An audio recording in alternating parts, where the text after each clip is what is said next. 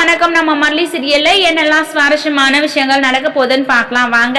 விஜய் பாத்தீங்கன்னா மல்லிக்காக ஒரு கிஃப்ட் வாங்கி வச்சிருந்தாரு. அதாவது வெண்பா விஜய் இவங்க ரெண்டு பேரும் இருக்கிற போட்டோவோட நம்ம மல்லியோட போட்டோவை வச்சு அந்த செயினை வந்து ரெடி பண்ணி வச்சிருந்தாரு. அதை வந்து வெட்டிங் டே அன்னைக்கு கொடுக்கணும் அப்படின்னு சொல்லிட்டு விஜய் வந்து ரொம்பவே ஆசைப்பட்டாருங்க. ஆனா கடைசி நேரத்துல வெட்டிங் டே கொண்டாட முடியாம இருந்ததுனால இப்ப முதல்ல நம்ம விஜய் பார்த்தீங்கன்னா மல்லியோட கழுத்துல தாலியை கட்டிட்டு ஸோ அந்த ஒரு சந்தோஷமான தருணத்துல உனக்கு ஒரு சர்ப்ரைஸான கிஃப்ட் கொடுக்குற அப்படின்னு சொல்லிட்டு விஜய் பாத்தீங்கன்னா மல்லிக்கு அந்த கிஃப்டை கொடுக்குறாங்க. மல்லி அதை பார்த்து ரொம்பவே சந்தோஷப்படுறாங்க.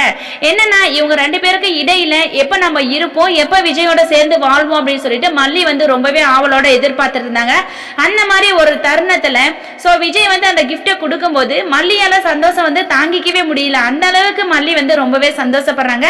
அந்த சந்தோஷத்தை வந்து விஜய் கிட்டேயே வெளிப்படுத்துறாங்க. விஜய் வந்து இன்னொரு விஷயம் என்ன சொல்றாருன்னா, இனி வாழ்க்கை ஃபுல்லா நான் எப்ப சாகணும் சோ அது வரையும் உங்ககிட்ட நான் பொய்யே சொல்ல மாட்டேன், உண்மையை மட்டும்தான் சொல்லுவேன். அது நல்லதா இருந்தாலும் சரி கஷ்டமா இருந்தாலும் சரி உன் கண்ணுல இருந்து ஒரு கண்ணீர் கூட விழ நான் வந்து ஒத்துக்கவே மாட்டேன் அப்படின்ற மாதிரி விஜய் வந்து மல்லிகிட்ட சொல்லிட்டு இருக்காங்க. ஸோ கண்டிப்பா விஜய் வந்து இதுக்கப்புறம் மல்லியை தாங்குன்னு தாங்க போறாருங்க. இது எல்லாம் பார்த்து ரஞ்சிதா ராஜஸ்ரீ ரெண்டு பேரும் பொறாம பட போறாங்க. வாங்க வெயிட் பண்ணி பார்க்கலாம்.